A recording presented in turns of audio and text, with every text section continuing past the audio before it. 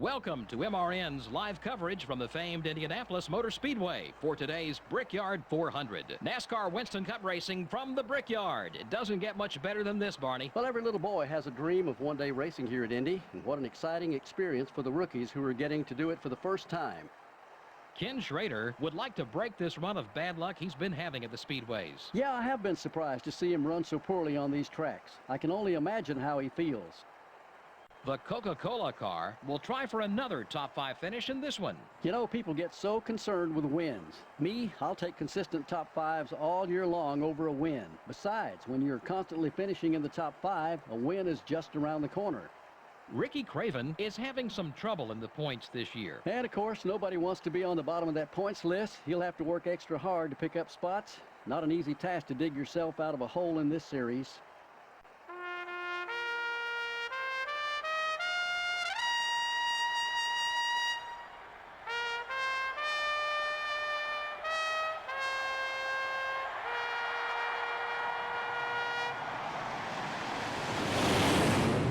Gentlemen, start your engines. Hello everybody and welcome back to NASCAR Thunder 2003 Career Mode. We're at the world's greatest race course, the Indianapolis Motor Speedway. And how about this? We got a fantasy car on the front row for this one. We're back in P23. Green flag is out and we are racing in the Brickyard 400. Heading towards turn 1, 43 stock cars, side by side. As we lose quite a few spots off the line here, down to P28. Qualifying was not great for me. I made a mistake on the first lap, and the car just didn't feel great on the second. Hopefully we have a little bit more speed in the race today once the car gets up to speed, as we're going to pass the 122 car here down the straightaway, and maybe the 19 as well, so definitely decent in a straight line, it seems, here at Indianapolis. But it's about how you get through these tricky, short corners in one of the most unique and greatest race circuits in the world. Only 16 laps this race. I honestly couldn't tell you what happened last time we came to Indianapolis. I don't remember what happened we came last time to Indianapolis.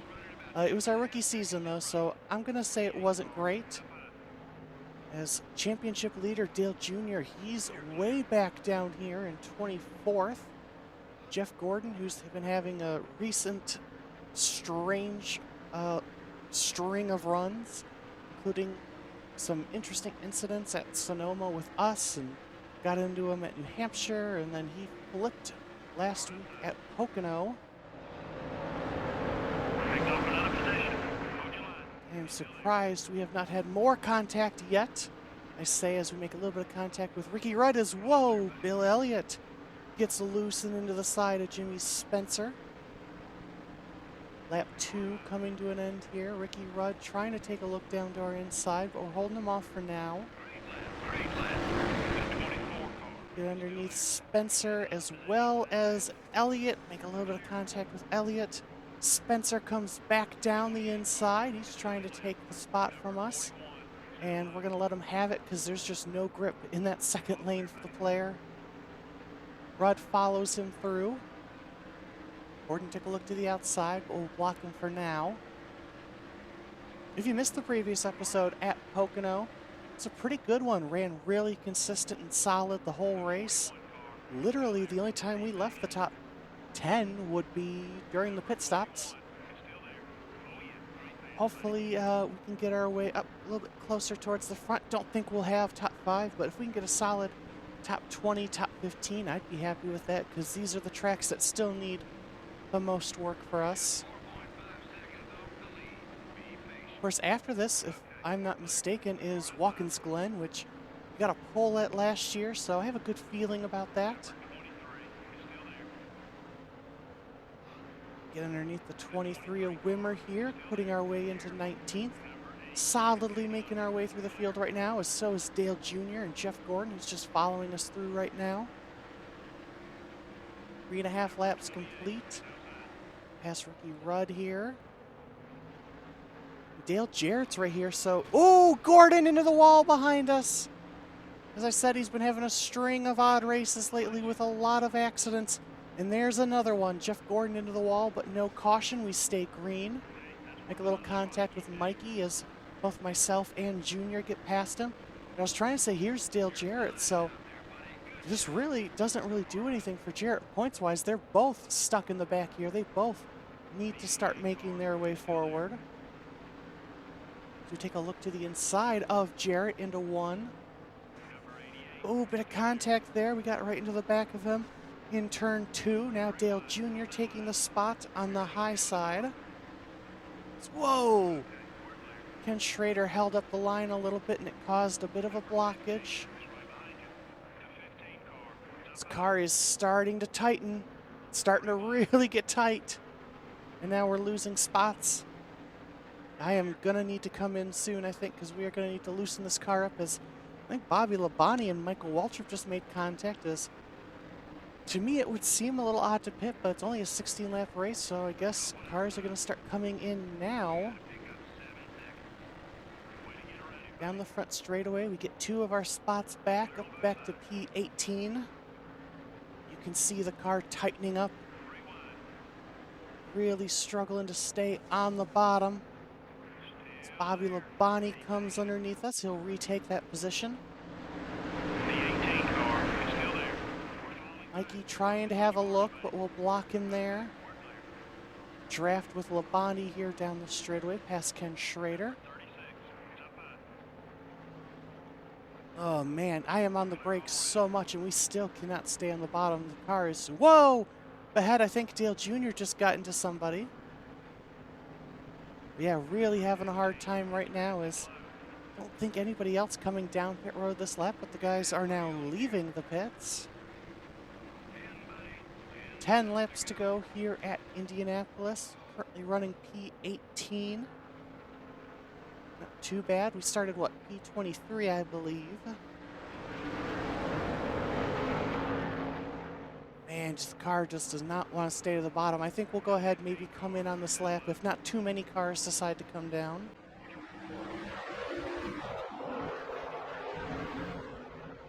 All right, doesn't look like anybody's coming, so we are hard onto the brakes. And into the pit lane, we've already got, wow, a bit of wedge taken out. Let's lower the tire pressure as well and leave the rest up to the crew.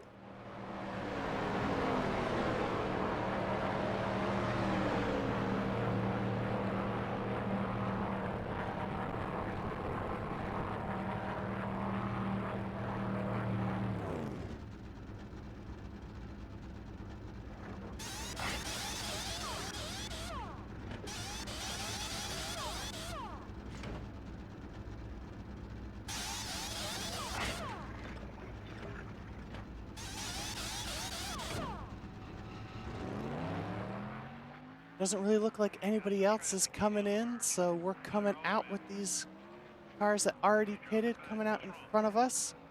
These are guys that were ahead of us or right near us, so not too bad in terms of track time lost. And we do come out in front of the leader, P42. Honestly, if a caution wants to come out right now, that would play perfectly to us. That would put us right up at the front. That might be asking a bit too much. So we'll just stay in our position for now, I guess. Try to get up to these guys, put some solid lap times down, and see what happens once everybody starts pitting as we approach halfway. We have a final group of cars leaving the pit road now. However, the pit cycle seems to have spit us out right about where we were, so honestly, that's a good thing. It means our pit crew and all that is starting to finally get a little bit more consistent. But the guys that stayed out a little bit longer losing ground, and that actually puts us up to P14. So huge ground gained during that pit cycle. This was definitely a track where it helped you to pit earlier. Only bad thing is now we're going to have worn tires well before everybody else around us. So we are a bit of a sitting duck. However, luckily it is hard to pass here. So it shouldn't be too much of an issue, but here comes Jeff Gordon. He's rebounding nicely from his incident earlier, but you can see he's one of the guys who pitted quite a few laps after myself, and you see just how much faster Gordon is. The pole sitter is also behind us. So there's the two cars we have to worry about in our immediate future. But overall, I'm going to say I'm pretty happy with that pit cycle because we gained a ton of ground, a ton of spots. And even if we fall back a couple spots here, it should help solidify us with a top 20. As Gordon takes a look to the inside, a little bit of contact there as we're trying to chop the nose off. We are catching Terry Labonte, it looks like, so there is a possibility we could still gain a position here. But right now it is total defense mode as we had to block Gordon all the way down to the grass, entering turn 3 through the short chute. Yeah, it looks like we're catching Terry because he pitted before us. So the tire wear is very, very big here, as it's playing a huge part as Gordon and this fantasy guy are right here. Whoa, Jeff. I don't know how he made the corner. He was even lower than I was. He finally gets past us, though. I mean, if I'm running you that low to the grass, you could still get past me. You know, props to you. You deserve the spot. So Gordon gets past. We'll use his draft, though. He's being held up by Terry Labonte, his teammate. We're going to have a huge run down the straightaway here to turn 3. So, whoa, here comes the fantasy car out of nowhere to take a position. We get back past Jeff Gordon. We get past Terry Labonte, who gets loose there on corner exit. Tell you what, this fantasy car's got some decent speed. Sat on the pole, now running P13. Made quite the move into turn 3. 2 laps to go from Indianapolis. See, we're fine down the straightaway. We're using his draft to our advantage. But man, are we struggling in the corners right now as we got one car on the apron. It's Kevin Harvick that gets us a free spot. So the real-life winner of the 2003 Brickyard 400 does not take home the victory in the virtual one. So now we got 2 cars to deal with, Mikey Waltrip and Jeff Gordon. Number 15, up up.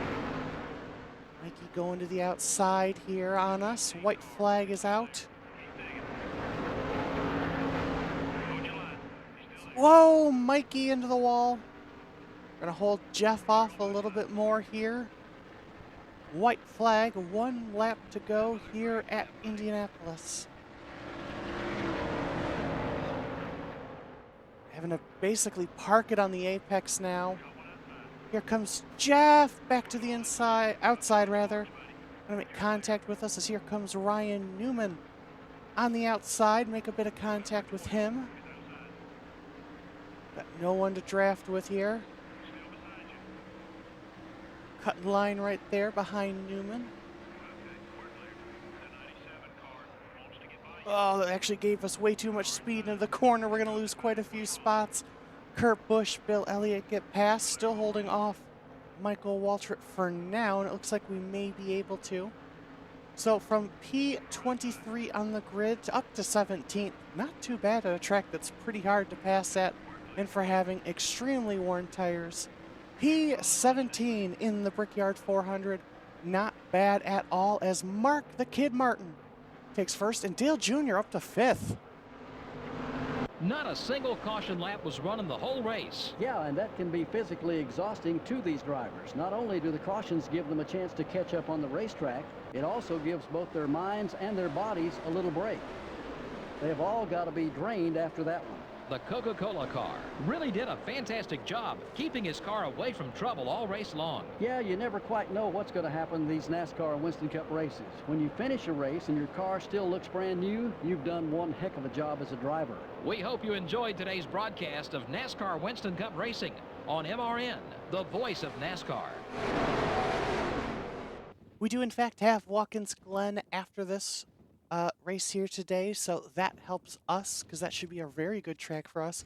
Just taking a look real quick at the R&D. 3 races to go until our next upgrade up in the sponsorship. 4 races to go for Coke, 3 for Academy Sports, so we'll be signing one soon.